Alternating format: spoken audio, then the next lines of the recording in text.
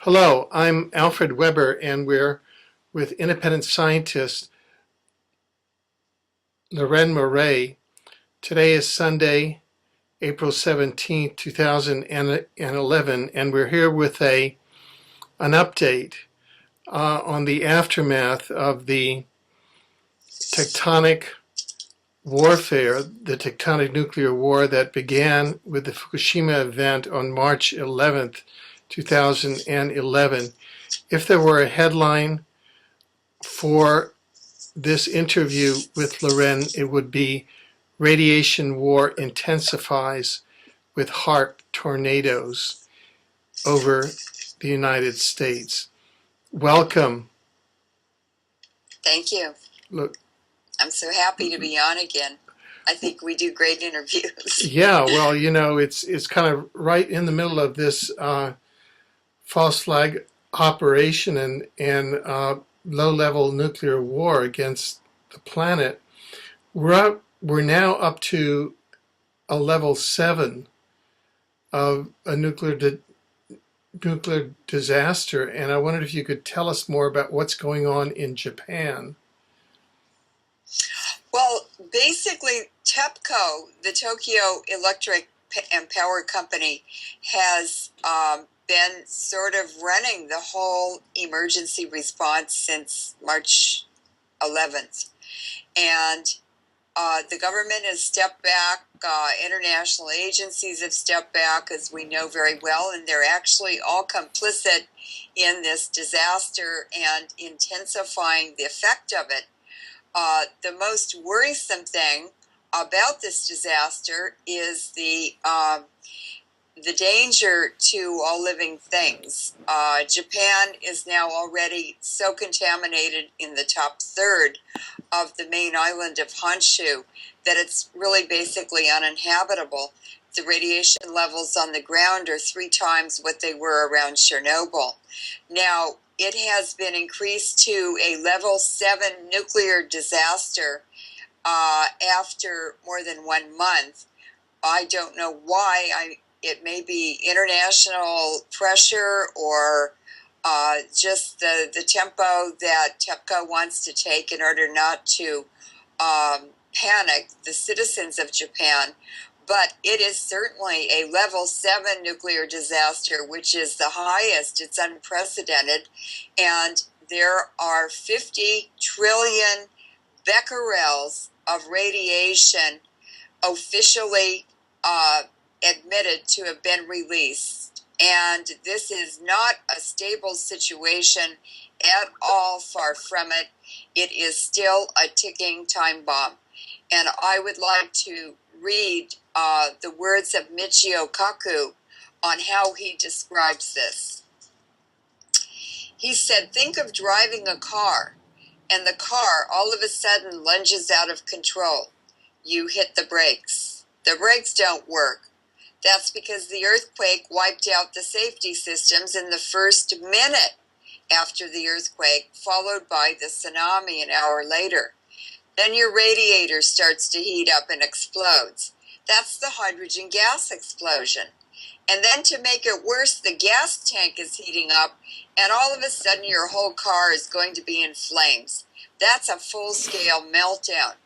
And Alfred, it has now been reported that the spent fuel rods that are full of fission products, basically what is produced in a nuclear bomb explosion, and they have reached 5,000 degrees centigrade.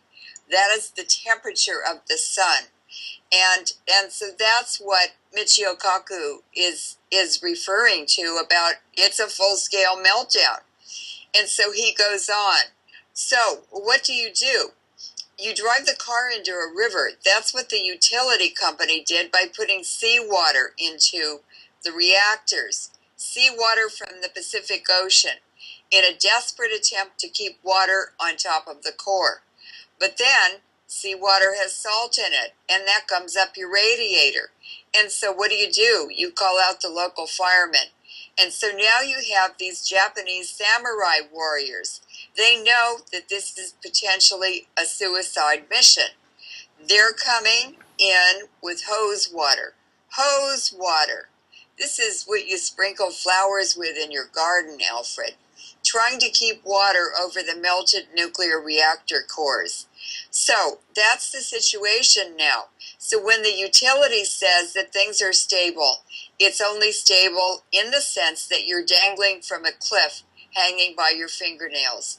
And as the time goes by, each fingernail starts to crack. That's the situation now. And it's still very, very dangerous. It is still very unpredictable. And all 6 reactors have melted down. Now, does that mean that all of the radiation that could be released has been released into the atmosphere, or could it even get worse? Oh, far from it. They are still releasing radiation into the atmosphere. And TEPCO had a press conference today, and the president of TEPCO admitted that it may take 9 more months to contain those reactors and to put cement over them or whatever they're going to do. Now, that is just not soon enough. They should have done it right after the earthquake, because within 24 hours, no, within 90 minutes after the earthquake, the reactors were already in meltdown. As soon as the cooling pump stopped, 90 minutes later, those reactors are in full meltdown. Now, just to get a kind of a fix on the facts here, when compared to Chernobyl, where we now know there have been 1 million deaths, how does this now compare to Chernobyl? Well, there are 2 aspects to it. Chernobyl had a graphite core, and it also had uranium fuel rods. Units 1, 2, 4, 5, and 6 have uranium fuel rods in those reactors. But in September, covertly, TEPCO put MOX, or mixed plutonium and uranium fuel, into Unit 3.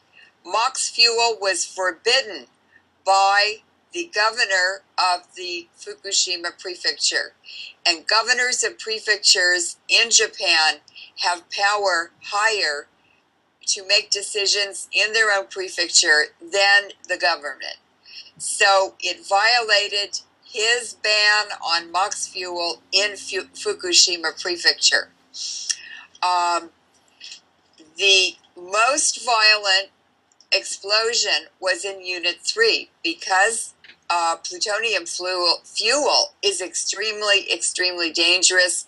It's much hotter than uranium because it has a shorter half-life, and it is an extremely pernicious or dangerous poison.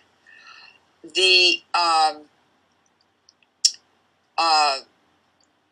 difference between Chernobyl and Fukushima is very, very great. In the first place, the Chernobyl reactor was much smaller than any of the reactors at Fukushima. The second difference is that the rods melted down and burned at Chernobyl, and that was for a prolonged period of time. But it was only uranium in the rods and some fission products that are created once the reactor starts operating.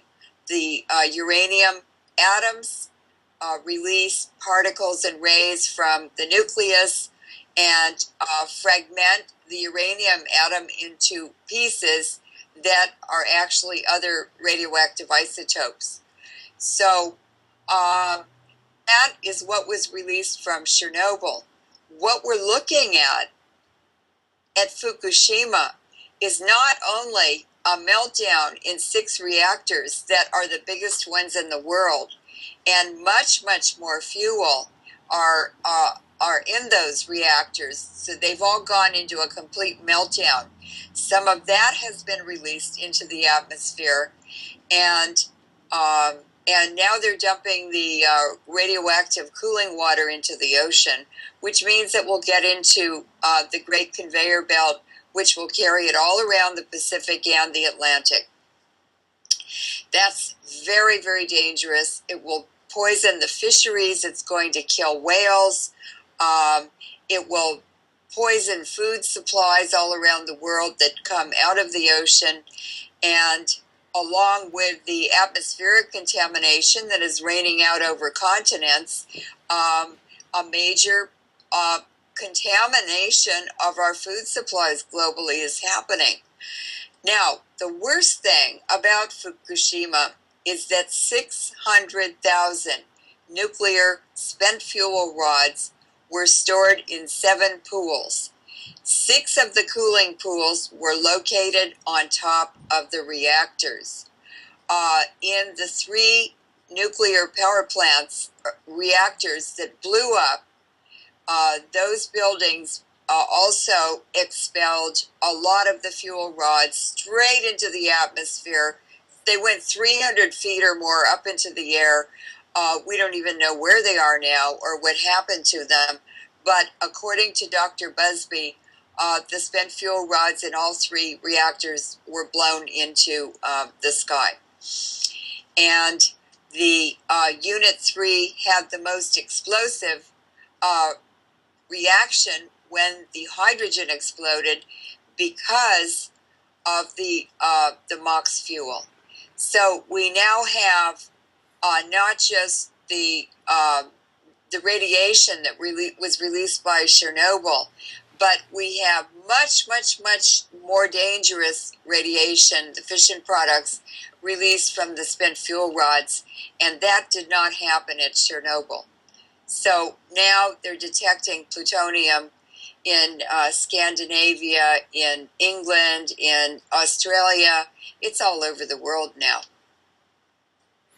So, just to ask you, because people are trying to get information, individuals who sit down in the middle of Tokyo and will say, I have my private Geiger counter here, and there's nothing on here, and say that the radiation is a psyops, that there is no radiation, are promoting a public disservice and are promoting false information. Is that correct?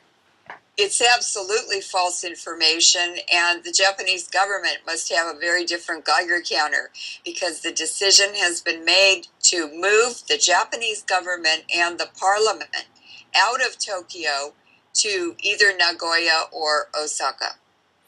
Okay, Leuren, I'm not sure what happens, but occasionally the light goes off of you and your screen becomes dark. I'm not sure. This is interference by intelligence operatives, and okay, there's fine. nothing I can do about it. Okay, I just wanted to yes to check that. Well, you've been saying that we're now have a level 7 nuclear disaster, that it's a ticking time bomb, that the Japanese government is moving the capital to Nagoya or Osaka, that Osaka... And the emperor has moved with his court and his family to Kyoto. Aha. Now, what are all the significances of the Japanese government moving to Osaka, if that happens, and the emperor moving to Kyoto? Well, Kyoto was the location of the imperial court and the emperor for almost 1,000 years, a very, very long time. And Edo, or the modern name is Tokyo, was the stronghold of the shogun. Now, the shogun means, sho means the lord, and gun means the general. And this is basically the structure, even today, of the military in relation to the rulers or the people in control of governments and countries and regions. So it's always the ruling elite stand on two legs. They stand on the military, that's one leg, and they stand on organized crime, that's the other leg. And they could never stay in power, they could never remain in power without that force behind them to control and subdue the people and to subject people to complete subservience and just a surrender of their lives to the ruling elite. And that is what is happening now. We are rolling very rapidly into global fascism. The Osaka now, although Kyoto is the traditional stronghold of the imperial court, Osaka has been the stronghold of the Rothschilds since the 1700s. And the reason the Rothschilds chose Osaka is because it's halfway between the imperial court in Kyoto and the shogun in Tokyo or Edo at that time. So also what's very interesting is that the fourth generation nuclear weapons program that Japan secretly has is located at Osaka University. And the HAARP facility, which not only the United States, Britain, Russia have, but also we now know that Japan has one that is operated out of Kyoto University. So it may be that the Rothschilds have the nuclear weapons and the imperial household has, or that the emperor has the HAARP facility, or they may be shared. I'm not sure. But I think for sure that the location is significant. Right. Now, you've been talking about TEPCO being taken over by the government. They're the power company. Yes. Now, there's a lot of talk this week about TEPCO and the fate of TEPCO. Now, TEPCO has been charging ahead, and they've sent in robots today into the facility, or maybe over the past couple of days, and the robots are going into the destroyed reactor buildings and taking radiation levels and temperature, and they have cameras on them. So they're kind of like a caterpillar. They're on treads, and I'm not sure how much they'll be able to move around or maneuver. They may be able to do that because drone photos from a helicopter within the last day or two have shown that the inside of the buildings are just really very badly destroyed.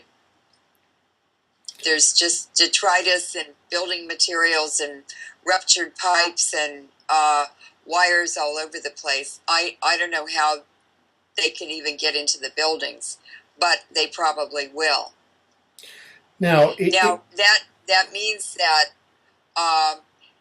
that TEPCO is either probably going to be taken over by the government, or it could be bankrupted, or it could be dismantled, and a new energy grid or energy corporations could be taking over.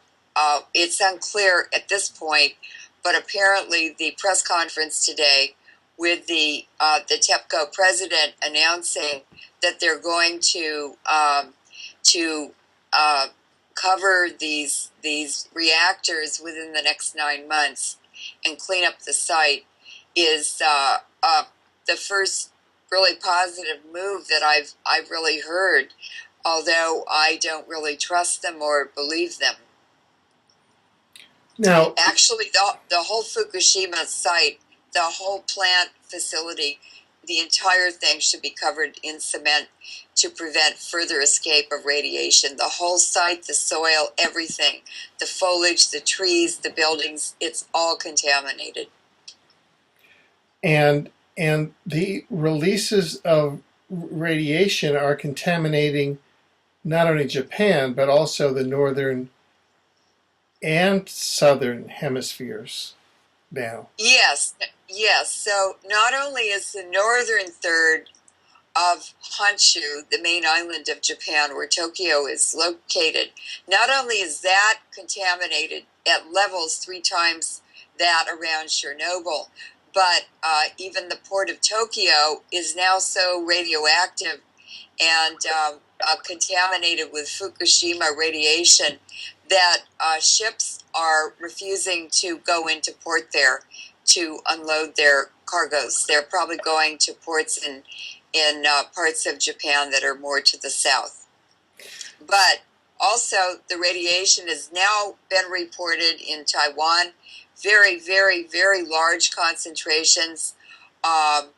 It was in Colombia, reported in Colombia, South America, probably a week ago, and now it's being reported in the southern hemisphere, Australia and New Zealand and places like that.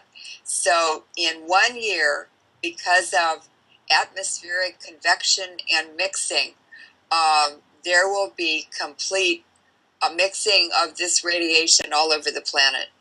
Just like bomb testing, just like with the nuclear power plants.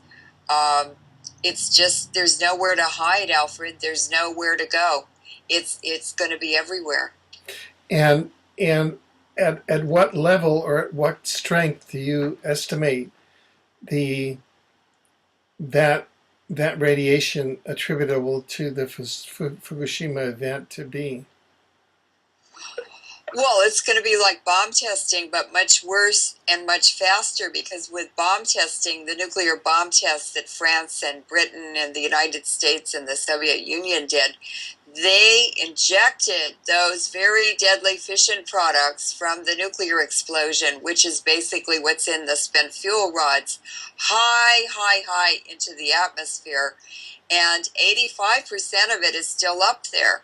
It allowed the very short half-life, very dangerous radioactive isotopes, and there are more than 1,300 produced in a fission process, but the short half-life ones injected high into the atmosphere were able to decay without being rained out into our environment and increasing the exposure and the health effects by many, many times. What is happening now is this is floating up into the lower troposphere. In fact, it's been reported up to 10 kilometers. And that is the most dynamic part of the entire atmosphere. It's where all the storms and snow and rain and tornadoes rain out. Almost all, 95% of the radiation escaping from Fukushima will be rained out in 2.5 months.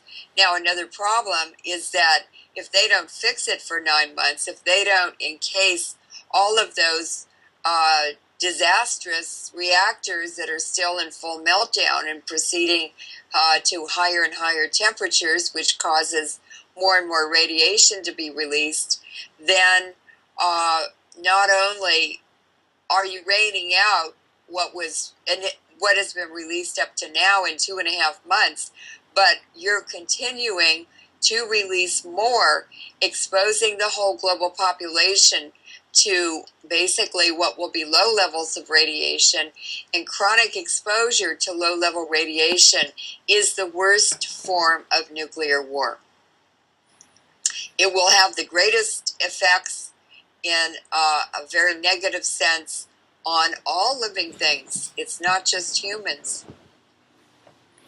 Well, just to kind of get grappling on this again at the Japan level, in our last update, we heard from Dr. Chris Busby, who said that the northern third of Japan should be evacuated. But now we're hearing from the Prime Minister of Japan who says, no, everything is normal, and we all should go around about, everyone in Japan should go about leading their normal lives and eating food from the areas around the power plants. What is that exactly is going on here? Well, apparently the Japanese citizens don't believe him or his party. They're angry at them, and they just had local elections, and Prime Minister Nato Kan and his party lost 70 seats or 80 seats. So I don't think the Japanese people are in favor of his advice, but I'd like to read about his latest statement. Speaking at a news conference to mark 1 month since the massive earthquake and tsunami devastated the northeastern coast of the country, Japanese Prime Minister Kan said produce from the region around the Fukushima plant is safe to eat despite radiation leaks. And what he's talking about is soil that has been tested for radiation levels, and they've reported that the radiation contamination is 3 times higher than around the Chernobyl disaster. So he's out of his mind. And this is his exact words, translated from Japanese. He said, quote, "From now on, people should not fall into an extreme self-restraint mood, and they should live life as normal. To consume products from the areas that have been affected is also a way in which to support the area. We should enjoy the use of such products and support the areas that have been affected. I ask you to do this." And he also announced that they're going to allow people to return to highly contaminated areas where no one should be living. Well, he exactly. Here we have Dr. Chris Busby saying that the northern third of Japan should be evacuated, and that there are going to be 400,000 cases of cancer as is. And now we have the Prime Minister of Japan urging people to move back into the area and consume food that is subject to radiation. Isn't he advocating genocide? Yeah, he's telling people to commit suicide, and he's carrying out genocide with a smile on his face. Be patriotic and eat that food and drink that contaminated water and those contaminated fish to support your country. Now, it's suicide and genocide. Now, where is he coming from? What's his mindset, and what's the mindset of the bureaucracy that is pushing him to do this? Well, first of all, after World War II was over, the Japanese people wanted a democratic form of government so badly. They really had all of the hope in the world that they would finally become a democratic country. But what happened is General MacArthur and CIA Colonel, I've forgotten his name, they set up the post-World War II government by taking the gold treasure and other things. Colonel Lonsdale was his name.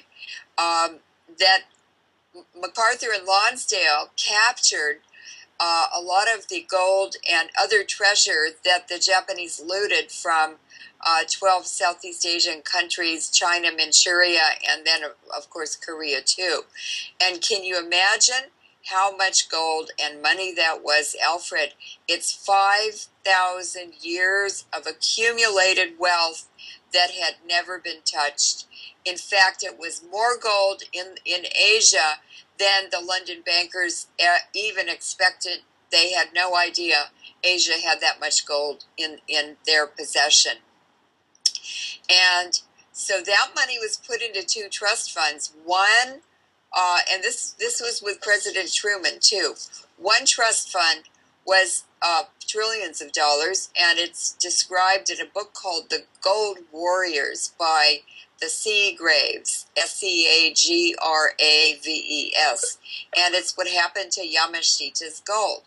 And that money was set up in a fund to bankroll the war criminals in Japan from World War II. And these are multi-generational war criminals, just like we have in the West, who had looted all those countries and run prostitution and drug rings, and they had used human soldiers, prisoners of war, to do biological and other mind control experiments on them in Manchuria. So MacArthur and Lonsdale gave all that money to those war criminals from World War II to set up the political parties in Japan, the parliament, and the government. And so those are the people in charge now. And since they're multi-generational war criminals, why would we expect them to change their spots? Leopards don't change their spots. So basically, the war machine, the war criminal machine, is still running Japan. Right. And on top of that, the nuclear power industry, this is General Electric and Westinghouse, which are secretly owned by the Rockefellers, they 85% of the commercial reactors around the world are made by GE and Westinghouse designs. And they also provide the nuclear fuel at a guaranteed price so that countries can buy nuclear power and be sure of the actual cost of the nuclear fuel, rather than having it jacked up and down like with gasoline today. So the nuclear power industry in the U.S. actually contributes more money to the election fund of the President of the United States. So nuclear power elected Obama and every other president before him since the advent of nuclear power, and the money donated by the nuclear power industry, which is basically bribes and fraud, is actually selects the Prime Minister of Japan, or determines. Sure. Now listen, we're about halfway through this segment, and while we're still on Japan, you've noted that there appears to be a new formula for global depopulation and global nuclear war against the population and against the ecology, and that appears to be nuclear power plants plus earthquake faults and HAARP tectonic warfare, plus the Stuxnet virus. And I wondered if you could tell us a bit about the Stuxnet virus.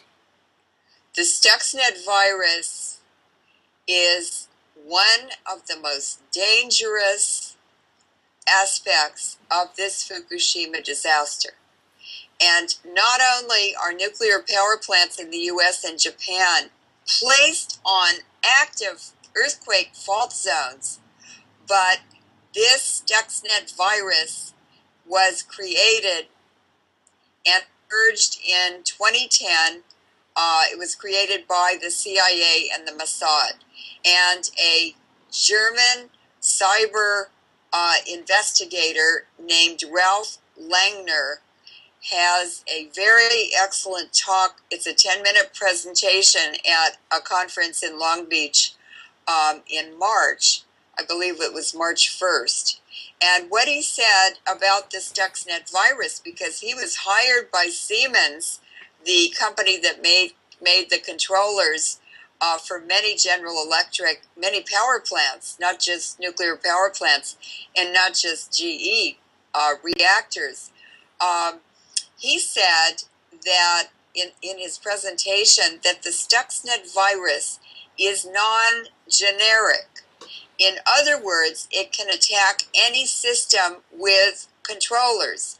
For instance, in an auto assembly plant, in power plants, in planes, in ships, anything that is partly computerized or the control system is computerized can be attacked with this non-generic virus. And what the virus does is it is inserted in a USB stick, or with a if an inspector is coming into a power plant or a factory or whatever with a laptop to go over the computer system, it can be inserted from his laptop. But we know that in the Boucher disaster, which was about 6 months ago, that's the first time the Stuxnet virus was used, and it was also intended for Natanz in Iran. One is a nuclear power plant, and the other one is a nuclear fuel enrichment plant. And what they did was they put it into the Boucher facility, where they are enriching uranium in very, very, very special centrifuges. And what happened is it made all of the dials in the control room and the operating system look completely normal, but it then went into the actual centrifuge room, and it sped the rotors up in the centrifuges, and they blew up. They just flew apart. They were revved up too high, and so oh God, hundreds of centrifuges were destroyed. Now that virus, the Stuxnet virus, appeared sometime after June or in July of 2010, less than a year ago. The MOX fuel was covertly put into Unit 3 at Fukushima in September. 63 computers in Japan were discovered with the Stuxnet virus in October of 2010. And an Israeli security team had just finished installing a new security system in Fukushima in about February of 2010. So there we have the dirty trail and the obvious players, or the suspected players. But this all could have been avoided if they had stayed with a separate operating system, which was analog and was not a part of the regular Microsoft computer system. And that was a hands-on contact with all of the dials and the controls and everything, so that this sort of thing could not happen. But gradually, as we've seen so many times, the whole system became computerized, and the hands-on control was eliminated, and that's how the Stuxnet virus operates. It just takes over. Right. So the U.S., of course, is a prime target for HAARP tectonic nuclear attacks. And what is an update? Well, let me just talk about the targets. The biggest targets for the Stuxnet virus, according to Ralph Langner, are the U.S., Europe, Japan, Australia, New Zealand, and Turkey. And think about it. Most of those are NATO countries. I think they're all NATO countries except Japan. So those are target-rich environments for delivery with a pen drive or a USB stick, or they can also use conventional worm technology, which I mentioned as just going through a laptop computer into the operating system. Now, Langner was not CIA. He was hired by Siemens to analyze the vulnerability, and he used their labs. He couldn't say that in this 10-minute presentation for the TED conference, but that was what he was doing. And then he was directly approached by Richard Clarke, who was an advisor to 3 U.S. Presidents, to bring him in to rein in Ralph Langer so that he wouldn't do more damage to the plant. It's a U.S. plant. The U.S. did Fukushima from start to finish. And as Ralph Langer has mentioned Japan on the TED broadcast, he sort of gave it away. But Siemens was going crazy to get to the answer to their controller problem, and this guy used their labs to figure it out, because the Stuxnet virus attacks the Siemens controllers that are in these power plants. And he was directly on the mark, and that's why the CIA has gone after him, to avoid more such broadcasts. But you see, if we pay attention and if we watch and if we know what the right questions are, we can tease this information out. It's all there on the front page. It's just compartmentalized, and you don't notice also if you are not aware of what they're doing, how they're doing it, and why they're doing it. So he was directly on the mark, and that's why the CIA has gone after him to avoid more such broadcasts, and therefore that's why Richard Clarke stepped in and hired him. And then the woman who sent this to me, she said, I know enough about these PLCs, those are what the controllers are called, to recognize that Ralph was right on. He's a high-level security consultant out to have the highest clientele possible, and he broke the code. Kudos to his team. He's what made the solution known to the whole world.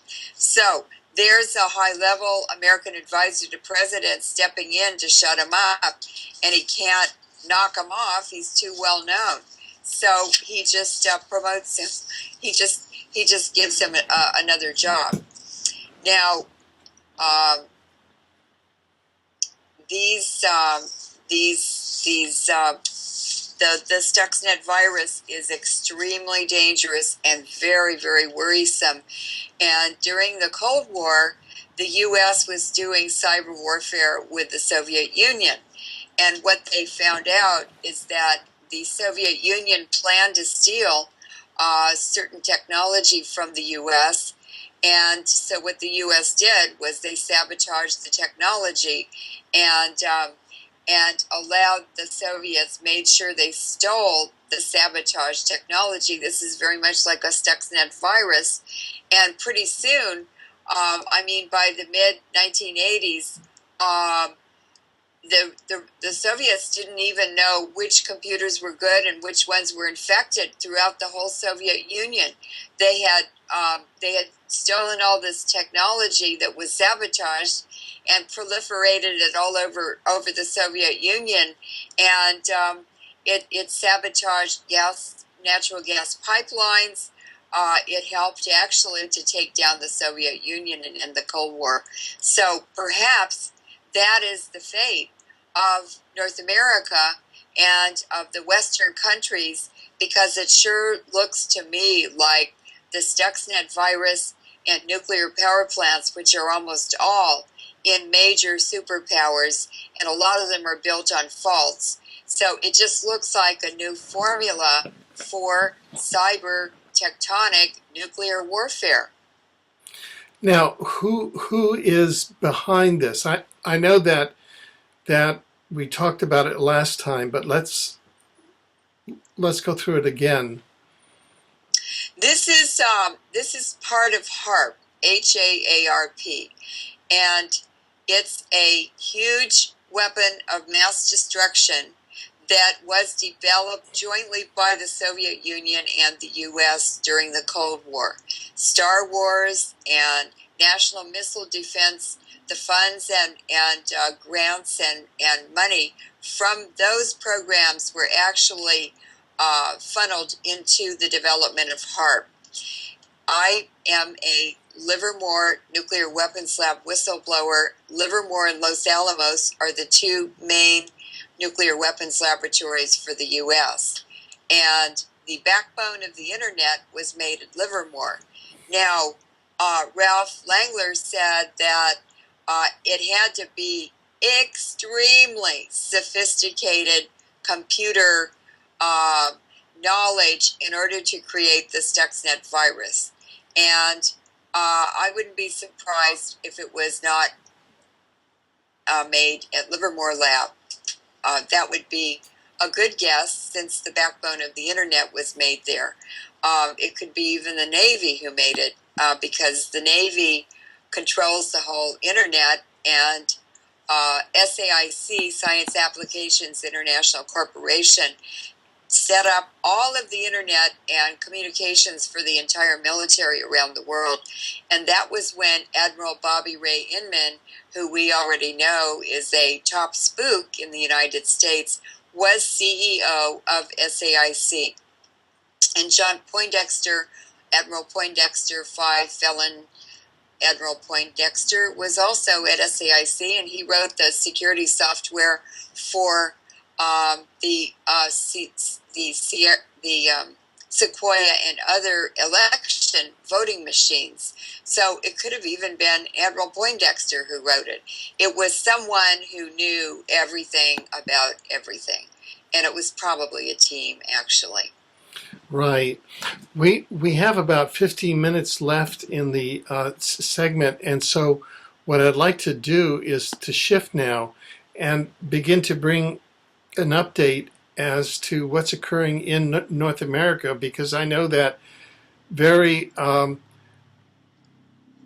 recently we had HAARP weather modification with tornadoes in Arkansas, in various parts of the U.S. Arizona, Los Angeles, San Diego, San Francisco, all up and down the coast of North America. Right. And how do these relate to the ongoing radiation war with the radiation coming out of Fukushima? Well, even in 1947, it was published in newspapers in the United States that the most efficient form of nuclear war was to explode a nuclear bomb, in rain clouds. So basically, they have done that with Fukushima. They allowed the buildings to blow up. All they had to do was drill holes in the top of those buildings to let the hydrogen leak out, and there never would have been a single explosion. And they knew that from 3 Mile Island. They know when you start pumping salt water or fresh water into reactors where they're already melted down, and that means that the melted fuel comes in contact with the water, and it dissociates the hydrogen from the oxygen in the water molecule. So you get free oxygen and free hydrogen floating around and collecting under the roof of the reactor building.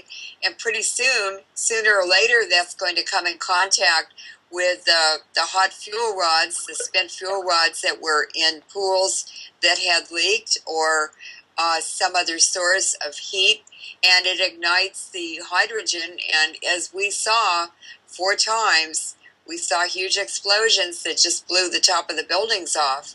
And I sent you some links today to photographs, close-ups, very high-resolution photos taken today or yesterday by drone helicopters that have been flying over the Fukushima plant and assessing what damage has occurred.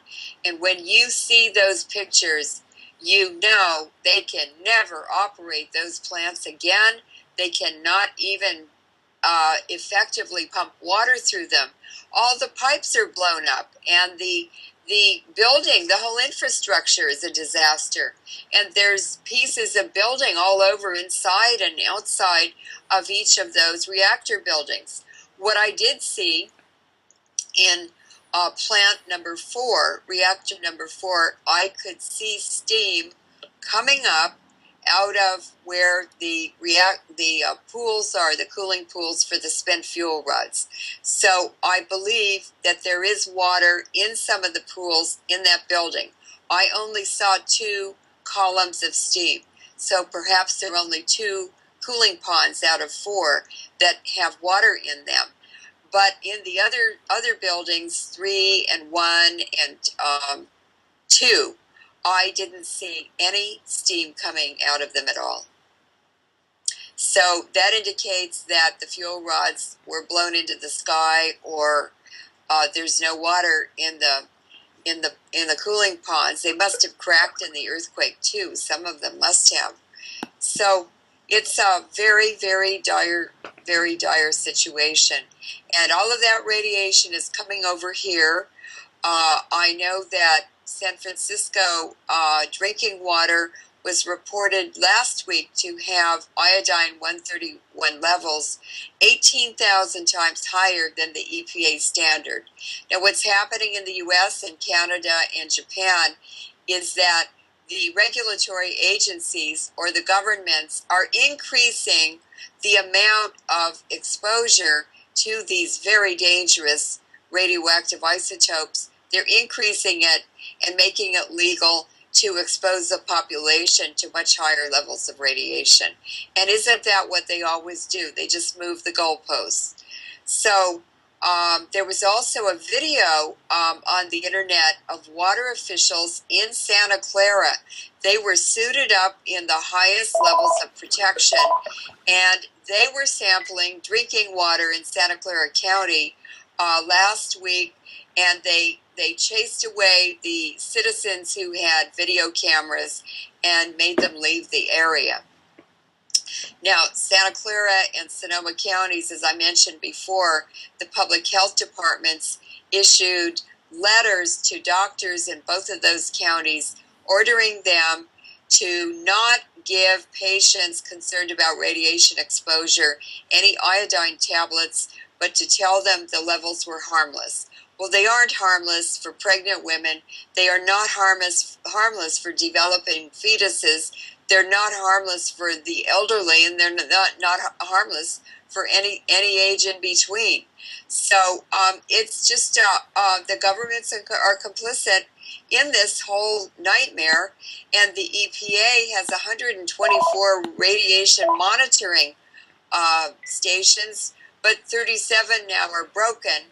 And when I looked at the reported levels of radiation that the EPA is reporting before and after the Fukushima disaster, the radiation levels are lower in many cities after the Fukushima disaster than before. So that is just absolutely Orwellian nonsense. How can you have lower radiation when it's being measured, the iodine 131, like after Chernobyl, it's being measured in the milk and the food and dairy products and drinking water and even in the atmosphere.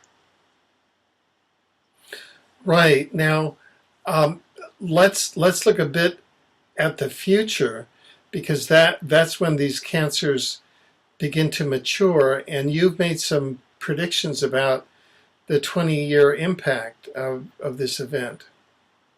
Yes, what's going to happen is that if you look at China now and the increase in obesity, diabetes, hypertension, all of the problems that they're having, health problems in China now, because of the uranium that we've been using in Iraq, Afghanistan, Yugoslavia since 1990, it's caused obesity in 250 million Chinese just in 20 years. In fact, there was an article very recently in a Chinese paper reporting with many photos on a 4-year-old little boy in China who already weighs 125 pounds. He is so obese.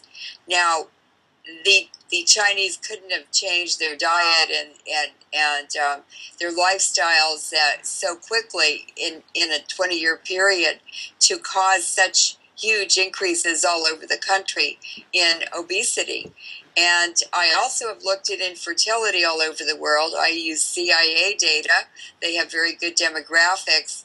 And wherever the monsoon has been raining out the uranium into the drinking water and the environment, and that's in parts of Africa, the southern part of Africa, the east coast of Africa, and then across the bottom of that bulge of Africa, Nigeria, and those countries. They have large increases in conjoined twins or Siamese twins. They have increases in diabetes and other radiation-related illnesses. Also in Sumatra and Southeast Asia, where they have very high rainfall. And then all across China and Mongolia, it's called the esophageal cancer belt.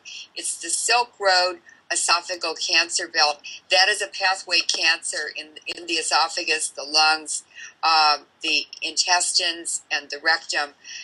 So this is going to happen. In 20 years, North America will be like that. We'll have an epidemic of obesity, of very, very heavy children, unhealthy children, diabetes in babies, babies born with cancer, and even Farrah Fawcett, who died of rectal cancer this year. Very, very sad thing that happened to her. She was born during the bomb testing era, and she was actually born with cancer in her intestines. So I am sure her rectal cancer was caused by the pre-birth exposure that she experienced before even coming into this world as a living baby.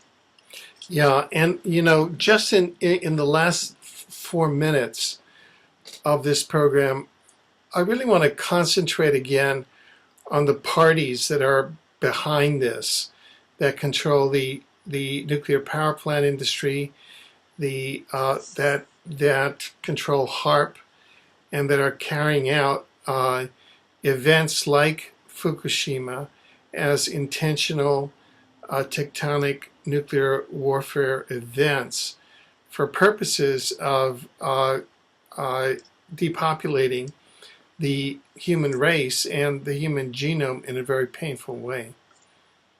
Well, first of all, weapons of mass destruction, and certainly the nuclear weapons project called the Manhattan Project, was a deliberate attempt to develop weapons of mass destruction with a depopulation aspect. HAARP is a weapon of mass destruction. There are other weapons of mass destruction. There are bioweapons and chemical weapons and radioactive weapons. Those are all weapons of mass destruction that are developed by the military and by universities and by nuclear weapons labs for the bankers.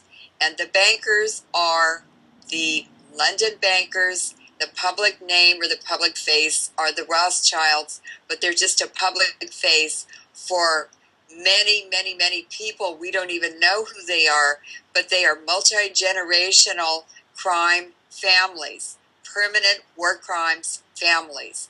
And they go back even to the Roman Empire and before, to the Egyptian era. So these are the hidden bankers and their interests, but it's basically the London bankers and the Wall Street bankers. Now, the Rockefellers were able to steal the Tesla technology for Dr. Tesla when he died in the 1930s. And basically, HAARP is Tesla technology. The weather modification is Tesla technology, and it's actually manipulating the energy and the electricity in the environment. It's weaponizing natural systems so that they can be artificially triggered to release huge amounts of energy that build up in nature along fault lines or in volcanoes or in rain clouds. It doesn't matter. It's tremendous amounts of energy. And what they've done is just to weaponize the natural world around us, and now they're using it to destroy humanity. Right. Well, we've come to the end of another update. In this last minute, I know that I've changed my way of approaching the natural world since Fukushima. I now take chlorophyll tablets, chlorella every day, drink miso soup, eat seaweed, and I'm just constantly aware of the fact that I live in a radiated environment and really have to deal with that. In this last minute, what parting thoughts would you like to leave for our audience? Well, I would just like to say that we know that the Rockefeller Zone, General Electric, and Westinghouse, they've been involved in promoting nuclear power. They stole the Tesla technology when he was probably murdered in his hotel room. But what I would like to say is that no region understands energy better than Asia, and the solution will come from Asian traditional medicine, from the martial arts. Tai Chi is something that is a fantastic way to boost your immune system. Radiation attacks the immune system. We all have cancer in us, but it's our immune system that keeps it in check. So there will be alternative ways to deal with this disaster. People will survive. A lot of people are going to be hurt, but every disaster is also an opportunity. So I hope that people will think of it that way and begin to look for their own solutions and to take better care of their own bodies and their health, and to take charge of their own health, because we don't need the kind of outside help we're getting in the United States. Thank you, Leuren. We can take care of our own health and share the solutions with each other. Thank you so much, Alfred, for another wonderful interview. You're so inspiring. Thank you. Thank you.